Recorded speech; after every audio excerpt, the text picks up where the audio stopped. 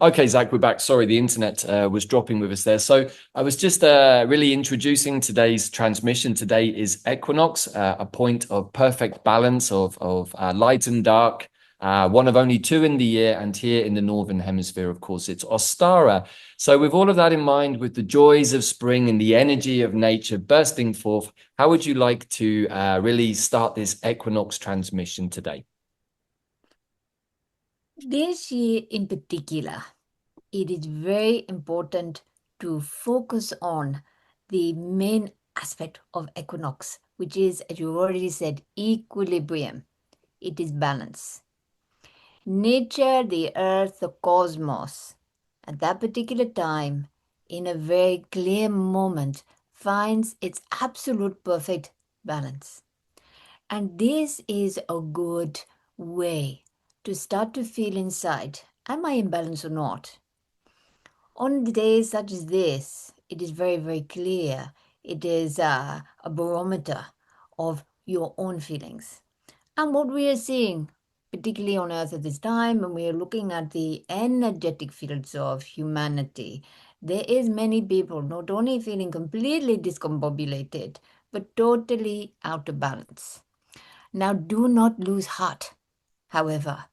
It is not so dramatic or so woeful as this may sound. Balance can be put back in place or newly put in place when the intention is strong. And of course, nature is always there to help uh, on such a day. And truly, 5 days either side of a very strong equinox, such as this one, you have the time to utilize the energy that is all around you, which is encouraging equilibrium. It is wanting balance. It is really feeling into a way of the heart and saying, this is, let me show you, let me be the example to you, so that your own energy field can morph and almost clone itself to what nature is doing in order to then bring equilibrium to self. One of the most fundamental benefits is an ease of nature within. When you find balance, everything comes easier. Rest becomes easier. Healing becomes easier. The mind busyness, and many people have headaches at this time and a lot of congestion in their energy field. As the balance calm, it is as if it is a big deep breath out. So there are lots and lots of benefits for doing this. However, it is choice. Should you wish to stay out of balance, this is the paradox. The equinox will actually, if you do not wish to change, will give this as your new balance point. And if you're already out of balance, you do not want that set for a long time, hence maybe until the next equinox, that your own body thinks that this is the balance. Am I explaining this well, my dear? Does this make sense to you, that because of how the equinox is, if you choose not to change it, your body's nature is saying this is your own natural balance, how you find yourself in this moment? Does this make sense to you, my dear? It does, Zach, and if I can just paraphrase that even further. So essentially, however we are in our intentions and energy field on a day such as this, and perhaps the 5 days either side, we're sort of perhaps giving a body medicine intention to the universe that we wish to be in this frequency for the next, I guess, 6 months. Is that correct? Exactly. Okay. Exactly. So if you are finding yourself over a number of days predominantly in an aggressive state of being or a sad state of being, whatever it may be, you are identifying with nature, saying, this is my choice of how I am to be. Understand, yes? Yes, that's really beautiful, Zach. I mean, obviously, you know our tribe very well and our audience very well, and we are essentially a nature tribe, but with one eye on the stars for astrology, cosmology, and universal time. But over the last couple of months, really, I would say since the beginning of February, since Imulk, A lot of us have been getting excited by getting outside and just seeing the energy of spring coming into the plants, and new plants coming up, new plants with new stories to tell, new medicine to share. And we're seeing how positive we're feeling just by being out in nature. So are you suggesting that this is a really, really good way for us all to get balanced in that equilibrium that we need at this time? Yes, the energy of nature is strong. Yes. Stronger than you can imagine, because you have lived every single day of your life since you took your first breath outside of your mother's body. You have been part of the nature, and therefore this energy around you, often you do not notice so much. However, it is always having impact on your energy field. If you closet yourself away and choose not to be in nature, choose to be in environments which are naturally created by humans, lots of technology, lots of concrete around you, these things. They're not that they are bad. It is simply that the energy of nature finds it harder. It has to only do it through food, water, these sorts of things. However, when you're outside, and this can be in urban spaces as well, do not worry if you're not living in a crisp alpine situation or a Garden of Eden.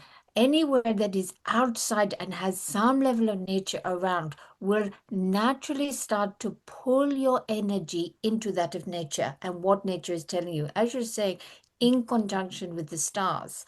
Now, it is true in your modern world, there are all sorts of pressures upon and things that you may think, oh, I haven't got time to do this, or I'm doing that, or the weather is inclement, or whatever it may be.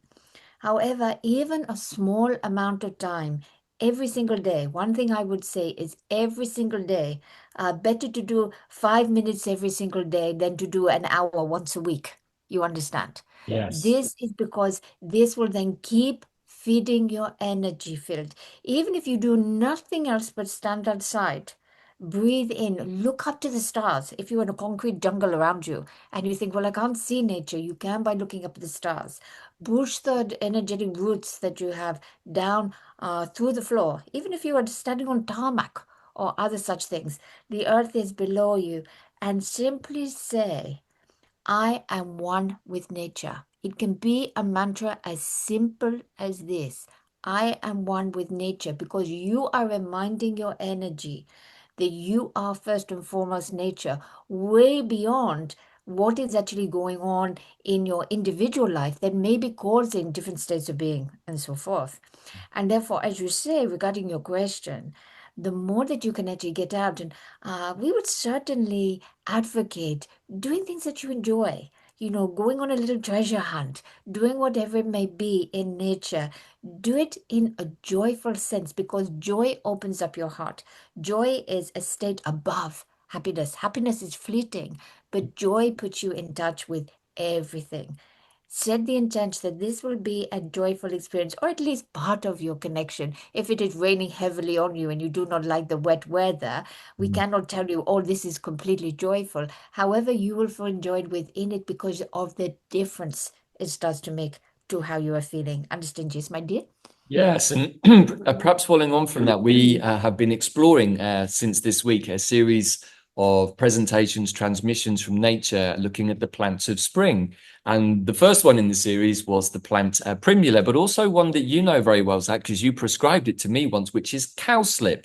And cowslip is the plant that has the keys to the fairy kingdom. Now, I think, Bella, didn't you have a question to ask about the fairies at this time or something? No, that's for later. Okay, What so do you want to share now? so what can you expand on here, Zac, in terms of going into nature and having treasure hunts, adventures with the plants, with the fairies, with the elementals?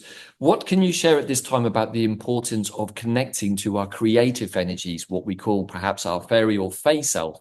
And can you expand on the differences between the earthly fae and the galactic fae, who recently be reunified, both in our external world and our internal world? So first of all, let us focus on the nature which you're already aware of here upon the earth. Springtime, and if you're in southern hemisphere, the autumn time, both of these are very productive in the elemental kingdom, because both of them require a lot of energy. Whether this is new growth, budding energy, all sorts of flowers, all sorts of plants, everything starting to come out into the light, or whether it is autumn and things are starting to close down. This is where the nature spirits really start to earn their wage, haha, if there was such a thing. Because what they are doing is they are putting extra energy in. Now, of course, an elemental is entwined with plants, and this is why they have such strong personality traits that are connected to each other. And often elementals pretty much ignore human beings. They often see that human beings as almost like these giant creatures which trample on things and do not take too much notice, and therefore they do not waste too much time thinking of them. However, as soon as they start to feel a person taking an interest in a plant, they feel their energy filled. You know what it is like when you look at or when you sense or smell or feel a plant nearby, and you are actually inquisitive. And this is a point that we can make here, particularly of earthly nature spirits. The common denominator, you could say, between humans and elementals is inquisitive nature. And therefore, the more that you can come from a place of curiosity and not judgment, not, oh, I look at that plant and I like it or I do not like it. I like the taste of it or I don't like it. I'm aware of it or I'm not. But actually inquisitive. And actually, I wonder. I wonder what this is. I wonder what it does. I wonder about the nature spirits with it. This is then when those elementals start to become aware of the human and in a way that it wishes to interact. Now, maybe not everybody is ready at this point, or willing, or wanting, or even believing in any such way of connecting with nature in this way. However, whether you think of these as actual beings, consciousnesses different from humans, you're all part of, you believe that there is a tree and a tree is different from a human. So therefore, it is not too much of a stretch of an imagination to believe that there are nature spirits, which are consciousnesses within all of these things. And so you can actually just simply say, I wish to connect with the consciousness of this particular plant and be able to awaken, shall we say, information, knowledge, wisdom into your own energy field that is coming from the elementals. Or you may take it far more in a literal sense of asking for those elementals. Now, elementals have a certain look to them and appearance that they can manifest because they are aware that human beings get very frightened when something happens that is not something that they recognize. So therefore, they will often produce a form of manifestation or within their mind's eye that is a representation like a small form of a human. You understand? However, their true aspect is more of it is more likened to a gaseous nature. If you could imagine gas that moved in dances and rhythms, swirls and others in colors and forms. And so therefore you can actually interact with these in so many different ways.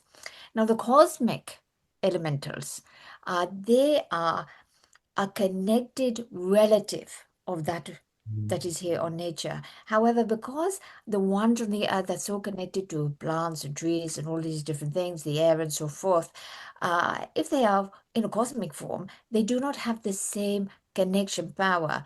Therefore, they connect more with the celestial element. And when we are talking celestial, we are talking more of the grandiose consciousnesses, not only to do with planets and stars, but also the celestial world is quite closely linked with the mythical world.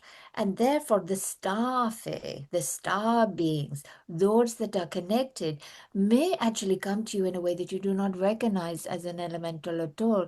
Maybe it even has a particularly angelic quality, a dragon quality, a mythical being, something that maybe those of like the Greek mythologies and others, which actually was a time when it was lit up, just like it is in your world now, where they were here to help a certain evolution within the human condition. And so, again, this is maybe not something to jump 2 feet straight into, and especially if you're scratching your head thinking, what do you talk about, Zachariah? However, the fact that you were even hearing this means that your heart is ready. Your heart is ready to open up to all these other types of consciousnesses, which you share your incredible universe with, and how that you can help them. Yes, always good to think of what you can do for them as well, but also how they can help you adjust. And just talking as we are on this particular spring equinox, or as we say, equinox if you're in other part of the world, this time of balance, this is a time as well, if you are wishing to really find that equilibrium, as we say, you can go to the nature kingdom, but if you want, you can go directly to the elements. Find an element that speaks at this moment directly to you, not for logical reason, not, oh, I'm very emotional and therefore water, or because of your star sign, or because somebody told you, or whatever else. Think of the earth, air, fire, water, and spirit. Bring the fifth one in, spirit as well, and simply say to yourself, even hand on heart, or hand on gut, or hand on root, or all of them together, and say to yourself, what is it now that will help to bring full equilibrium into me?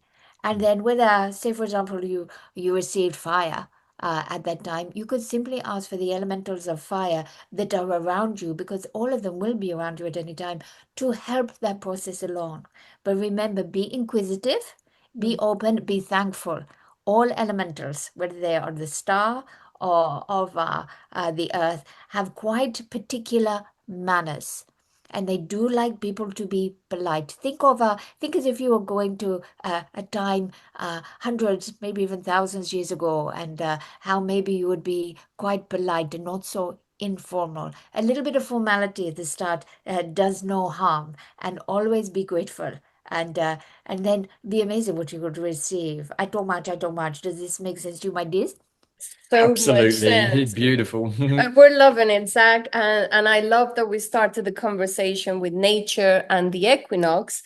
And one of the things I like to ask is, going into the more cosmic perspective, is where this point that we're at with this equinox, this point of balance and equilibrium, what a stage of the waves of evolution that I feel started since the convergence in October.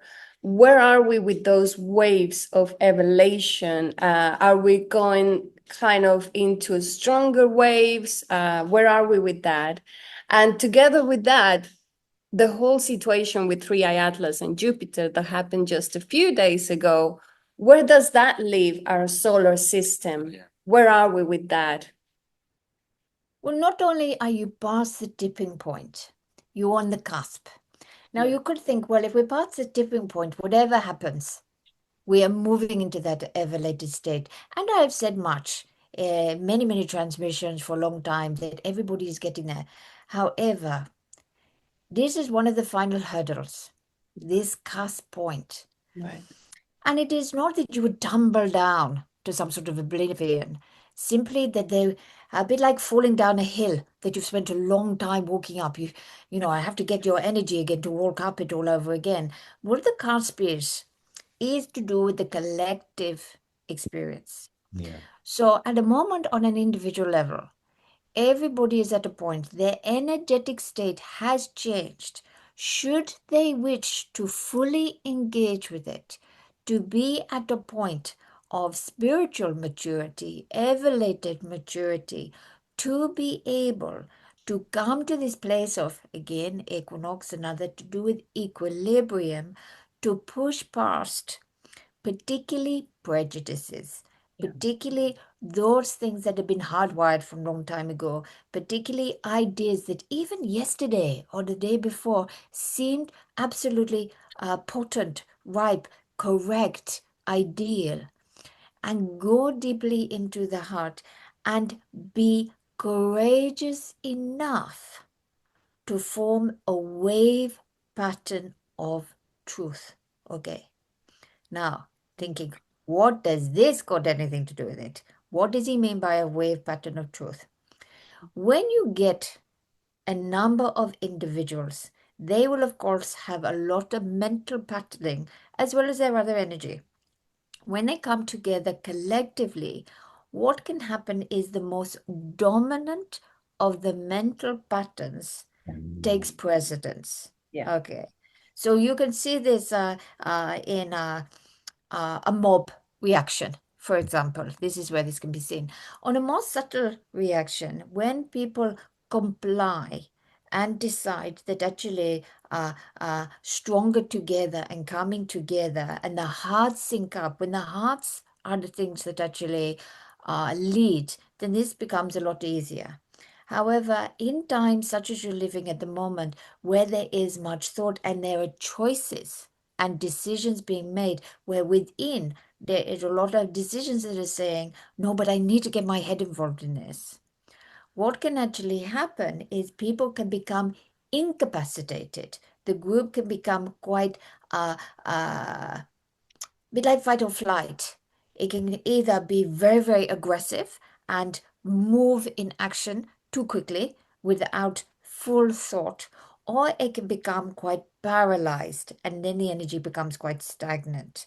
And we are talking about collective energy as a whole.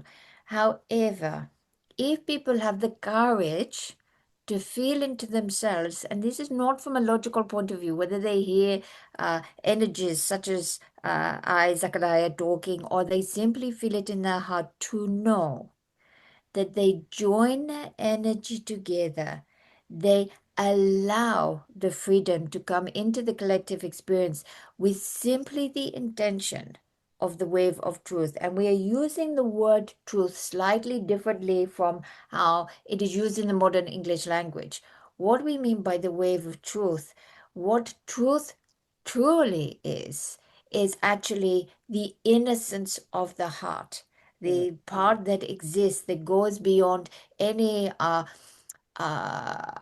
coercion, all of these different things, any beliefs and so forth. And therefore, if we think of it as a waveform of truth, you could imagine, and just imagine this now, lots and lots of hearts, lots and lots of minds linking up all over the world. So we're not talking about action and activity on a physical level at this point, simply allowing the energy to flow. We are back to the analogy again, like the electrical current, because again, the electromagnetic field, your field is so much stronger now as well. But if we allow it to flow simply with the intent of a wave of truth, what happens is you then naturally get this equilibrium. What you naturally get, what is again a common denominator within all heart's desires, is for something that is going to be peaceful, that is going to be better. Okay. And we are not simply talking about conflicts and other things where we use these words. We're just talking about daily life here. And so therefore, the more the peoples can allow themselves to give freedom, first of all, to come into equilibrium, that would be very, very helpful, but to be aware of this cusp that is happening and almost allow yourself to flow over like the wave, to give into the sensation, to be free and say, I am putting myself within this wave of truth. You can add your energy into something that is so higher elevated of the collective experience, which will take that elevation further. However, if people join up and they have this idea of a collective while they still keep themselves in a very, very separate way with very, very set ideas of how things should be, then you get discordant action. And this is where you go falling down the hill and have to start all over again. Does this make sense to you, my dear, this part of the question? It does very much so, Zac. And I think that you gave a nice visual there, actually, of the moment that we're in. And is there any, do you want to add something there, Bella? Well, just maybe it does make a lot of sense, and it feels that it's very important because of the intensity of the energy that we try to find a point of being present and balance and try to dial into more peaceful energy. That is absolutely been probably our experience, and I'm sure many people's as well. But I wanted to take the question as well to the bigger picture of the planet and the solar system with what happened in Jupiter just now.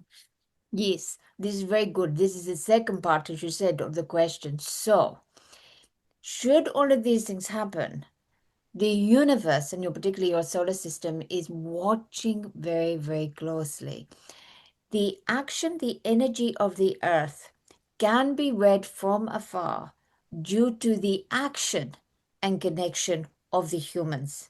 Right. Yes, it is all of nature. However, nature is in flow, and that is more like an undulating wave that is going on. Humanity, you could think, would be on the surfboard above. They're the ones that everyone can see. So, therefore, it is very much this connection.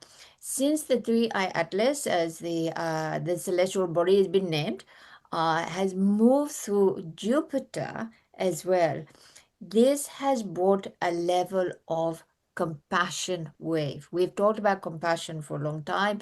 There's been many different things. Now, although there is actions that will be coming from that, the wave of compassion, and this is compassion that is actually coming from the solar system for Earth as well. And this is an energy that can be used like a building block. This compassion energy, where there almost, you can imagine if you are building a structure for yourself and you're thinking, well, I've got this, but I'm a little bit light here. I'm not very good at that. Think of it like holes in a net. And you can fill that up with this compassion energy. What do you call them in your modern age? You're like a band-aid. And yet, once you put this on, once you actually have something that has more integrity, energy to it, then it can start to flow naturally. It doesn't have to stay with the compassion. So you could say that the connection that is happening has been bringing this wave of energy almost as a resource, because the other thing that has been happening with that shift and move, due to also a number of the other configurations, shall we say, beyond the solar system as well as of the stars, is pushing people at this time very, very much into a place of moving into like a new chapter or staying with the old. We've had this a lot, but this is a defining point. This is a defining point that says, which side are you standing on? Where do you really want to go? Do you want to lick your wounds and stay in a place that you haven't been with so long, but that is familiar to you, with the familiar acts and so forth happening around you? Or do you step into the new and you have all the traits, all the energy, every bit of help around you to be able to master and to allow the change to change you, to come into this place where you may see some very vast changes that maybe not even been in your imagination that could happen, some of which might be quite vexing, because it is so totally out of what you are used to, and others would be very welcoming. But do you take that step? And this is what that energy has pushed through, and that energy has pushed through situations to come up upon your earth, and with the help of the galactics as well, to alight these into people's lives. Now, truly, if you stay on one side and you say, I don't want to see it, you literally will not see it. You will not be in that energetic state, or it'll be something that will wash over you because you will just dismiss it. However, if you have the heart and the courage, and it is not just heart and courage, this is where you are naturally, if you just allow the flow of energy to take you where you are supposed to be going, into that new way, and you have the courage to be able to say, I am willing to change with this. I do not expect the world to change around me and me to stay the same. I am actually changing too, with all the things that we have been speaking of so far. Then you can capitalize on this energy that has been brought through, on this set of circumstances that is so rare upon the earth. And remember that the gift that you are being given at the same time is bucket load, you could say, of compassion energy. Again, just as we were talking earlier about disconnecting with nature and asking for nature, and it will be with you. This is the same. This is from the heavens, you could call it, whatever you want to say. This is energy that is surrounding you. All you have to do is actually ask for compassion. You could, if you want, lots of people I know like the words, you could say, give me compassion of the universe. And it is okay. It sounds very grabby, give me. But they don't need to be polite here. This is what you want. Be very clear to the universe. Give me compassion at this time, or allow me to receive compassion, or I accept compassion, and allow it, a bit like healing energy coming in, allow the compassion energy to come in, because that will smooth a lot of the situations that you're in, or that are appearing in your life as well at this time. Does all of this make sense? I know this is sounds a little bit convoluted, a little bit No, it makes confusing, but it is hard to explain one without the other. You understand? Yes. It makes a lot of sense, Zac. And since we did the switch to the 13th sign astrology to align with the constellations, with the true sky, all of this is happening in Pisces, which is the sign of compassion and unity and all of this process, spirituality and everything that we're going through. We have the sun there. If we look at 13th sign, we have we have Neptune and Saturn, and Venus is still and there. in fact, we have two incoming Kazimis with first Neptune in a couple of days, and then Saturn. So, is there anything that you can add into that picture, Zac, with the astrology, cosmology that's incoming? Because it feels very pertinent with what Bella has just said, with these two big planets, Neptune and Saturn, who've been going through this dance for a long time.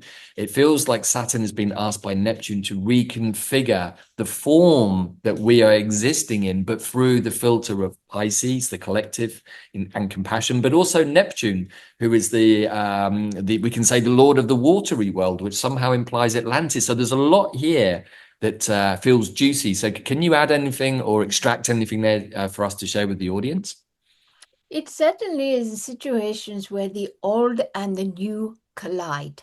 This is a very literal way, a very basic way that I'm giving, old and new. But for sometimes, as we're explaining things, this is an easy way to give the broad picture.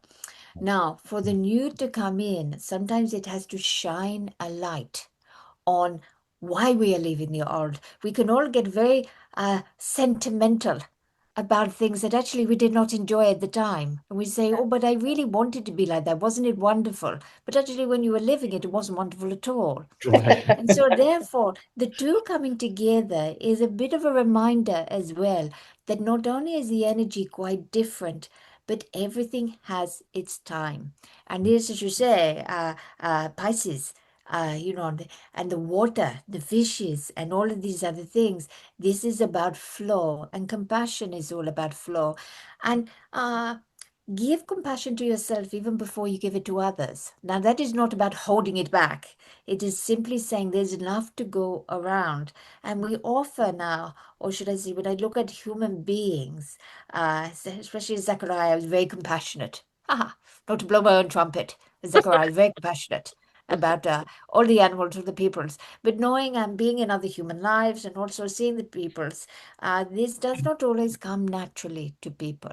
And yet when they start to experience it, and when they start to experience what comes from other people, when they give them compassion, whether it is in a way that they know they're giving it or just simply from their hearts, they're so amazed by it. And yet they often forget to receive the compassion themselves. And this is a good bridge between the old and the new world, because often we have to have compassion for ourselves, because we can actually be quite hard on ourselves. There may be things from the past, from the old world, that start coming up, because there it is, there in the skies, and it is there within. And you're thinking, why do these old things keep coming up that I thought that I'd let go of, put to bed, forgotten about? And yet here it is. And yet there might be part of your heart, because it had meaning for you at a time, that is resistant to letting go. Resistant to the new coming in, because the new is the unknown, is it not? We can all have wonderful ideas, but humans are wonderful polaric beings.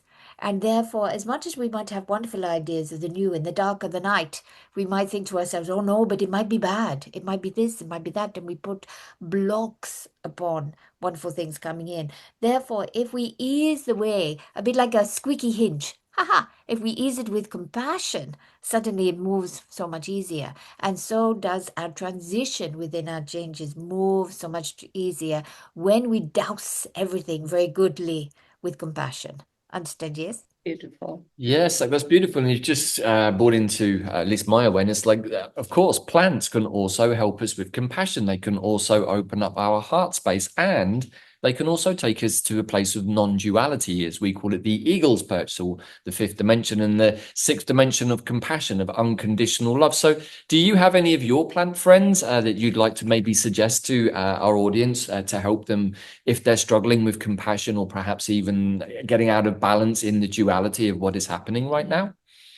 The wonderful thing is all plants, particularly those that are prevalent around equinoxes, whether spring or autumn, are very, very strong advocates of compassion. Reason being is because this is a time of vast change, compassion is utilized as an energy source as well to change one thing for another.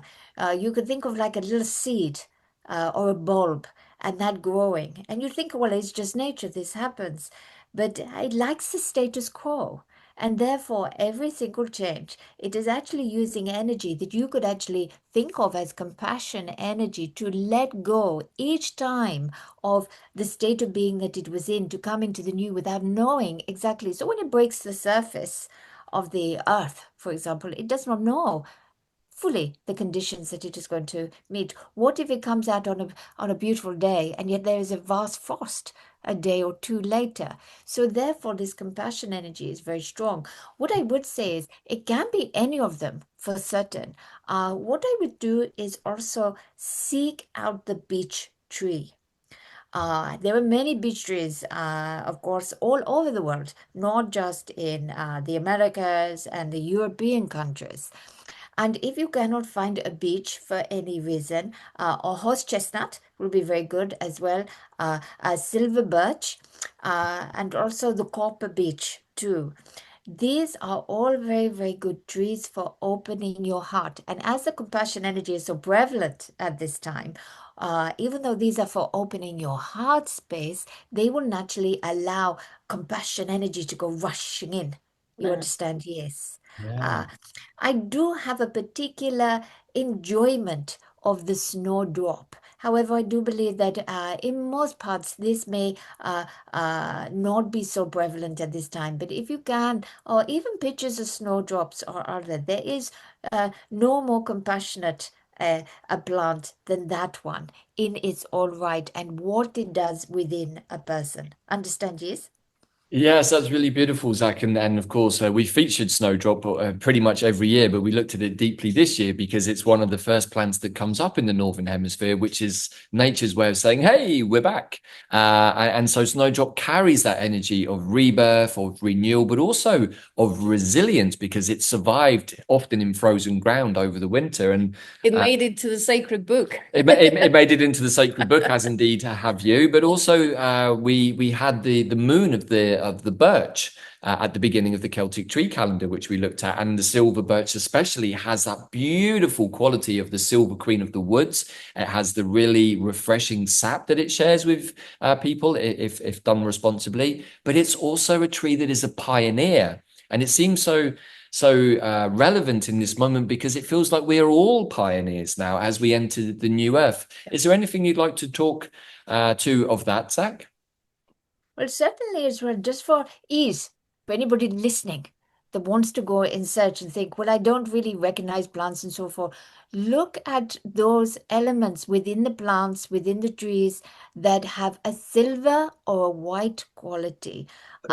Nature is not as confusing as sometimes people think. These reflect the silvers of the moon. And the moon is the moon of compassion, particularly at your time as well.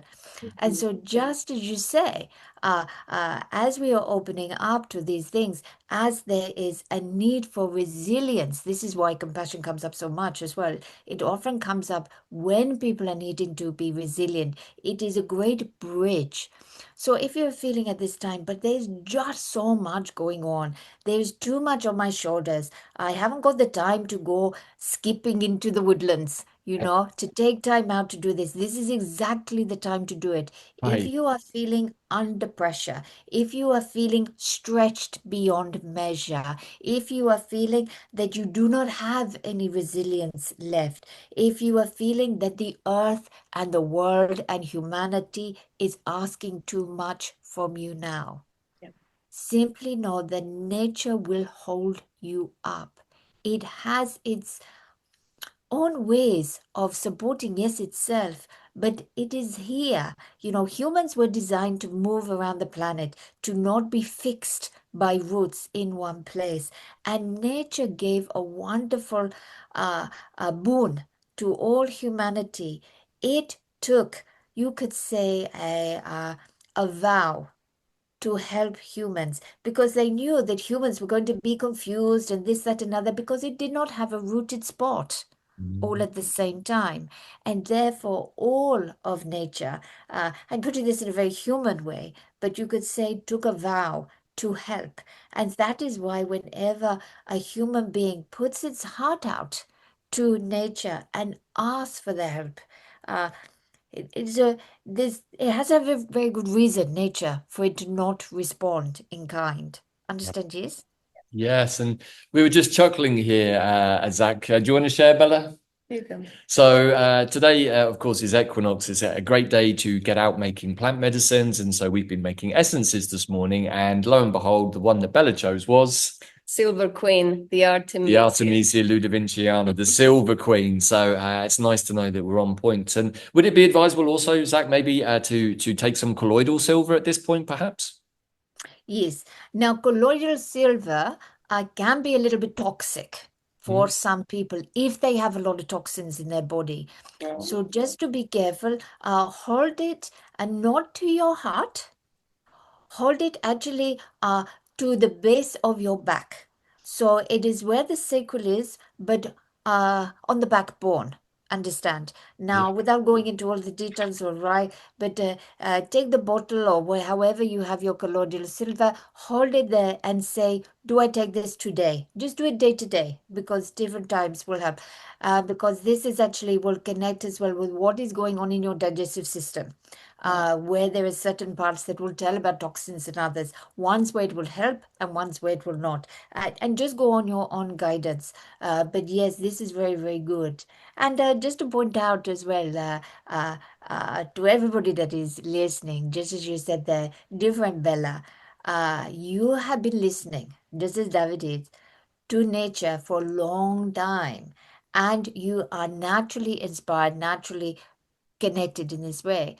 And so everybody can see this is what happens. This is what happens when you give your heart over to nature. You're not giving anything of yourself away. What you are actually doing is adding to your energy field. You are adding to your reserves. You are adding to uh, the wonderful person that you can be. Nature is nothing to be scared of. Even the most poisonous of things, now, this is not saying to take them in, to ingest them, but in the energy field, they can give you an awful lot of indications, awareness, messengers, and so forth. And therefore, simply to be out in nature, to actually immerse, particularly in times that are troubling or difficult, if you've got things on your mind, whether this is to do with things that are very close to you, personal to home, or whether it is in a wider, broader experience of humanity, the quickest and easiest way to bring you back to self and who you are as a part of the universe is simply to get in touch with nature. And actually, you'll soon quite feel which of the plants are talking to you. And it doesn't have to be talking in the same voice as yours if you think, oh, I'm going crazy now. This can, what we mean by this is just the ones that you are finding affinity to, ones that you like to have near. Just even simply think of your own little garden, or if you have a garden, or if you have a place that you go, what you like. Why is it that you like daffodils and the next person doesn't? Why is it that you like crocuses and somebody else doesn't? Why is it that you don't like delphiniums and other people do, for example? And it is not so much that you like and you dislike, it is how your energy field is reacting, even to the colors. The colors are very, very specific as well within. And this is often telling you many, many different things about your own energetic field. So you could think that you have mirrors all around you in nature, and they are wanting to share their information. They do not have guides as often humans do. They are not trying to trick you. They are not trying to pull you in. They are simply there as helpers. They are wide open like a book. You can read them. Understand? Yes, my dear? Yes, I've just got to ask one question. Zac, we've had the energy of borage really strongly for the last couple of weeks, and you talked there about color. And of course, this plant is from North Africa originally, and it has a really beautiful five-pointed, exquisite flower that is blue. Is there anything maybe that borage or yourself would like to share about why his energy is so strong in this moment? At least for us. It is to do with sacred geometry in particular. All plants have the sacred geometry deep within them. Some of it stays deep within the seeds and the roots, and is not reflected quite so much with how the flowering part comes out. For many, many different reasons. These are more to do with horticultural reasons. However, there are some, just the borage arts, which chooses to wear its own blueprint, you could say, on the outside. It chooses to emerge in such a way that is really saying, this is me. I am showing you the energy of me. And therefore, these types of plants in particular, when you are really needing to be pulled into nature, these are very, very good ones, because it is as if you are going straight into their energy field. And the color and the hue at that particular time, normally the colors that you are drawn to are the ones in particular that maybe you are lacking in your energy field. You may have been told, and particularly a few decades ago, energy field is predominantly this color or that color, and there are certain Gillen photographies and others which will show you. And there is a truth in this. However, on the deeper essential level, you will of course have all colors within there, but there will be some that will be lacking more. And because of the vividness, and we're not talking about the eyesight sees here, we're talking about the energy of what it imparts through that. Just as that particular color will attract a certain type of insight to it, it is attracting a certain part of you. So it may actually make you feel emotional when you really think about that particular color, a particular emotion that maybe you either need to express or you hadn't realized that you were particularly feeling. Or it may simply urge you into some other different direction. So the colors are very, even if the plant, you think, well, there's no flowers on it yet. It is all simply green. The energy of the color is within the plant. So sometimes it's actually very useful if you can't see the color, you're not actually going by what you think your preference is. Simply cup your hands around the plant and ask for the color energy to be emitted to you. That is a good way of doing it as well. Understand, yes? Yes, that's beautiful, Zac. I mean, borage is a wonderful plant, but this is a new, more quantum way of looking at the plant. And did you want to add something there, Bella? Well, I love the whole conversation about nature and the plants. And so the next question that has been like very present is, it feels like the Earth has, now that we're in the new cuboid of the universe, that the cuboid is spread out to the whole solar system. It feels that the Earth has that new energy already. The green energy is stronger. And so is there anything you can share with us about that, Zac, connected to that green light, green energy of the planet, the new grid, and how we are waking up to that?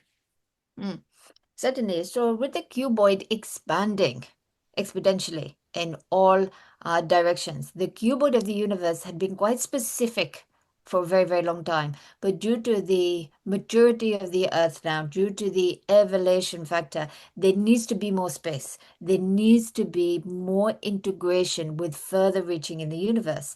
Now, nature is responding to this within the chlorophyll and other that you are seeing within the greenery. So there was a point, and not so long ago, that the green was a green was a green. and all different shades of green. And it was very much people who are very connected with nature that could very much feel and sense this. But for some people, it was just a sea of green and wasn't really speaking to them.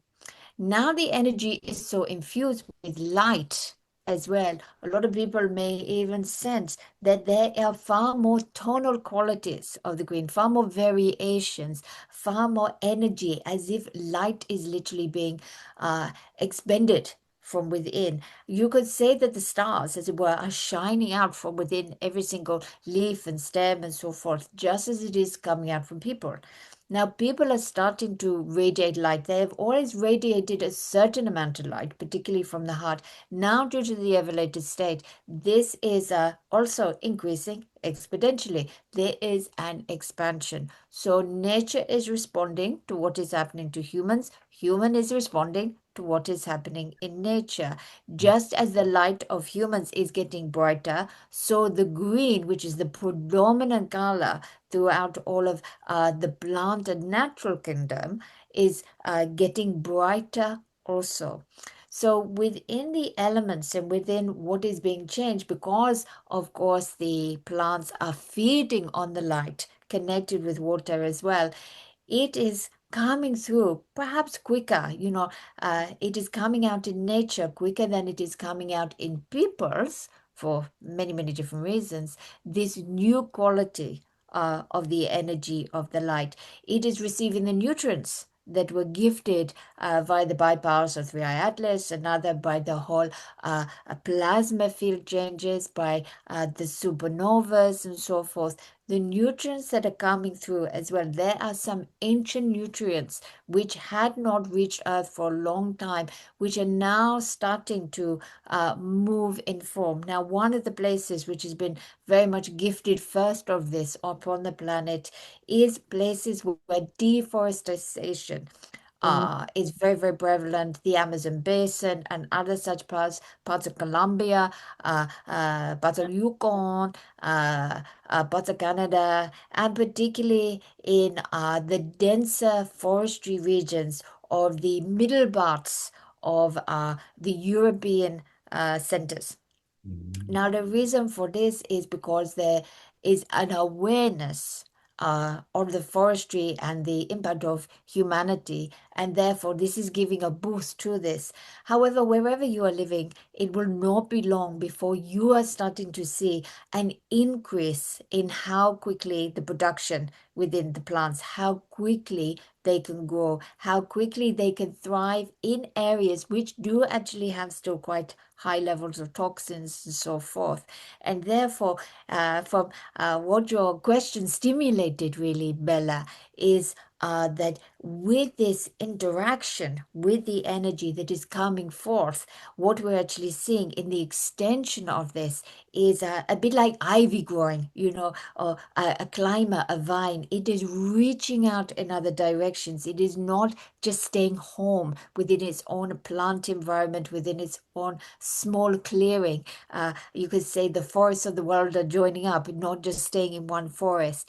There is communication between all of this, between the mycelium, between so many other aspects that is happening at a higher evolutionary consciousness level, which is not just looking at a repeating of seasons and cycles and survival, but is looking at reinvesting its energy into places and such which has been whacked for many, many different reasons, and really coming out a bit like our life. Would not be surprised if people say, it's as if it is working with one mind. And that is true. It is the consciousness coming together, and it all starts with the light coming into the greenery, shall we say, of your planet. Understand? Yes?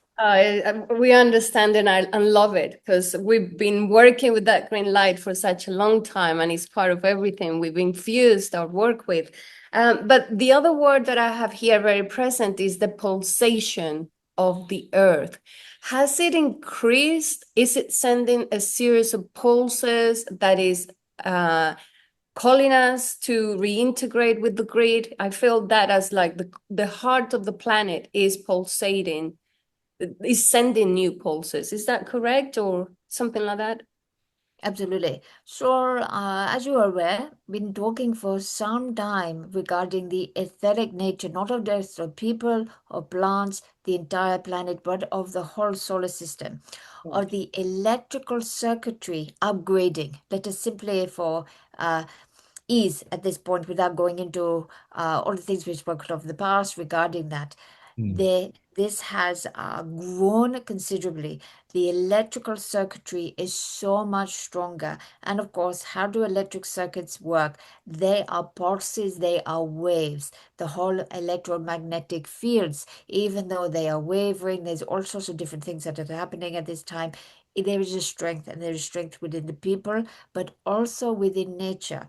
Now, of course, if this is happening everywhere else, of course, to Gaia herself, and I say her, but of course, just for ease, the energy, the consciousness, the deep goddess, you could say, that is held deep within the earth, that does not work to change things upon the surface, that waits and watches, but adds energy to it. This energy field within the earth as well has increased because of all of these things. Therefore, the pulse waves, this is a bit like a heartbeat that is getting stronger and stronger.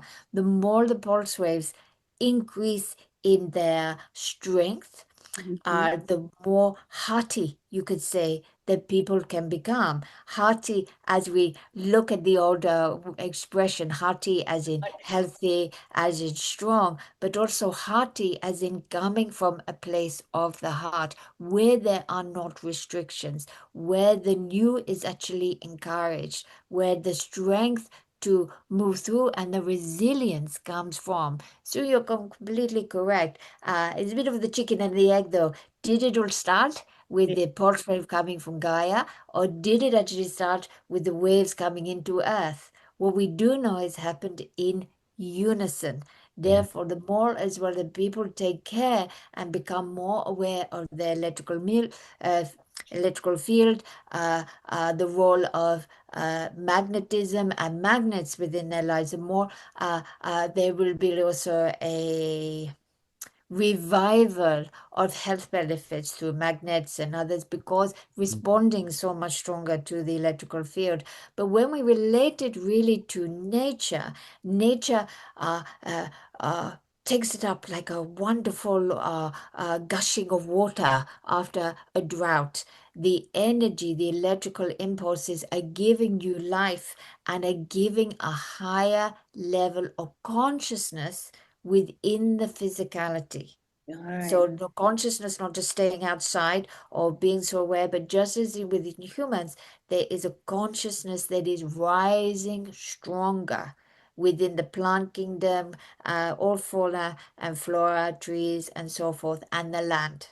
Understand, yes? Yes, Zac, thank you. Yes, yeah. So maybe just to round out this part of our transmission for our YouTube audience, it sounds like what you're saying, Zac, that we know that the new blueprint or the original blueprint of the Gaia grid has already been installed. But what it sounds like you're sharing is that with these ancient nutrients also infusing this grid, the grid is now becoming more activated. And as it does, it becomes more elevated, it becomes more coherent. And as that happens, nature does those things too. And that immediately has effect on us humans who are also part of nature. So is that correct, first of all? And can we perhaps expect to see an increase in biodiversity in nature if we get out and look at the plants coming up? And is that going to be part of the restoration of nature in general? Because it's been so degraded in the last 20, 30 years.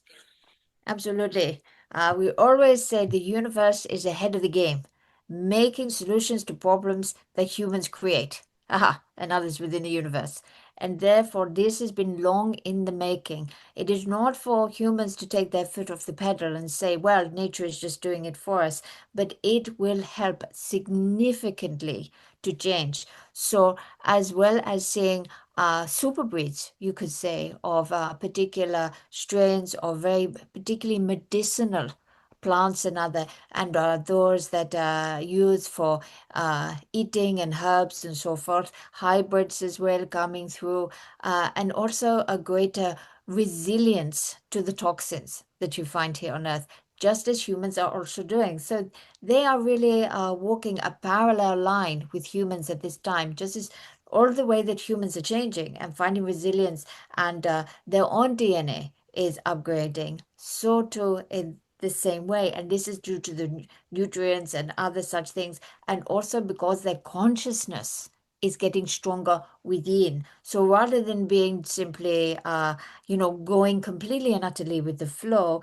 and this is it, and if I'm extinct, I'm extinct, it is not about fight at all, but it is about resilience, and it is about awareness and about change. So environments, you could imagine this in the future, you could take an environment, and just as happened in ancient times, if you left it and human beings completely and utterly left it, it would find its own ecosystems, its own biodiversity, it would thrive. Here, what we're looking at in the future is even with humans' involvement, even with humans taking some of the plants for medicines, taking some of them for food, taking some of the wood and so forth for things, that it thrives quicker. It knows what is needed to be created quicker and stronger. It knows how to adapt to a world that humans are carving out as well. So we are not painting a fairy tale picture of, oh, isn't this wonderful? We don't have to do anything. It is just that it is finding a way to thrive in a world where humans are using so much technology now, and often with so many toxins in this world as well. We do want to eradicate, of course, but this is good news for what is happening in the meantime. Understand, yes? Yes, it sounds exciting, Zac. Thank you. It does. So, Zac, I have a final question as we're talking also about our DNA upgrade, and we have to take into account our galactic DNA, the cosmos part of ourself, which is also nature. So, I've been called to do like my review of the galactic DNA that we can study through the mythology of stellar nations and realigning it with the 13th sign astrology as well. Would you advise anything else that we can do to start reintegrating that part of our galactic self? The first thing that I would say sounds a little bit obvious in a way. Ask for it. Ask for it. Okay, but people forget to do this. Now, the reason for this is the galactic heritage for some people have been very close, and for others have been far away for a long time. Your energy system finds a way to flow with the life that you choose to live. When something quite specific and quite new comes into the field, it is needing permission to come in. And sometimes people give permission without realizing and so forth. However, here, if you are really deciding, I really want to connect with the galactic side of my nature, it does not take too much, but a bit more than the other intentions we were speaking of earlier. It is really a case of going into the heart and saying, I am open now. I am open now to the galactic connections to find their way slowly, easily, and compatibly with my cellular makeup as a human being. Okay, bit wordy, haha, but you can make it in whatever way. It is really is a way of not only inviting in, but finding a compatible way. Because for some people, this will be very alien, quite literally, and you do not want to floor yourself being taken out for a little while whilst this goes on. However, if you ask for it to be in a compatible way, it can smooth and ease and shift, because everybody does have an invisible, you could say, to the eye, DNA strands which are connected with your own physical DNA. Of course, there's all the other etheric structures with that, but there it is always existing there from your galactic heritage and the galactics which are connected with you now. And so by pushing that button, by saying, here we go, we're going to start to pull it in, this opens up new levels of capabilities, new ways of being, levels of communication, and so forth. So you can do it in many, many different ways. But if you're not overly familiar with all of these other ways as well, simply by doing this will actually open up. over time, it is natural that living in a world where there will be most likely a closer association with galactic heritage and futures, this will be done quite naturally within. However, those who are ahead of the game, and particularly from the start of this year and talked much about the galactic brothers and sisters coming into being, you can be opening up, but take it at your own pace. I would say to anybody, take it at your own pace. Some people will gallop ahead and wish for it, and other people will say, I'm dealing with a lot of other things right now. So there is no set time span on this particular one at this particular moment, but know that gateway is open to you, and know that you are ready to inhabit your human galactic together heritage. Understand? Yes. Yes, Zac, love it. Thank you so much. Yeah. Wow, thank you, Zac, so much for our audience here to feel into. I feel that you've really brought through the energy of today, of the equinox, of the intentional days that we've just had. We had a new moon, and we also had a big day yesterday in the Mayan calendar with the solar sun glyph, which is all about setting intentions. And of course, we also have a lot of energy incoming from the sun. So it sounds like that universal fire energy that the sun gives out is going to further infuse nature and all of the other things, including us and the grid, and the uplift of nature, I feel, is going to be much stronger this year. So thank you so much, Zac, for sharing that. Would you like to say goodbye to our audience at this point, Zac? Certainly. I'd say make the most of these equinoxes. Make the most of the energy that is just all surrounding you at this time. Make the most of the connection that you have with nature. But most of all, make the most of the connection you have with your own heart. Be kind to self. Be kind to others. Be part of the wave of truth, of collective experience. Allow yourselves to shine as you reach this cusp. Surf on the wave, move to the other side, allow the new to come in. Do not fear it, for it is there waiting for you to shape at will. You are ready. Let nature be your guide. It shows you exactly what to do, and we will always be with you. All of us that maybe not in body at this time, but we can walk side by side you, help you along the path. So enjoy, my dears, enjoy. And blessings to you upon this special equinox and beyond, and beyond, and beyond, and beyond. Beautiful. Goodbye, my Thank dears. you. Goodbye. Thank you, Zac. Goodbye. Thank you. Hmm.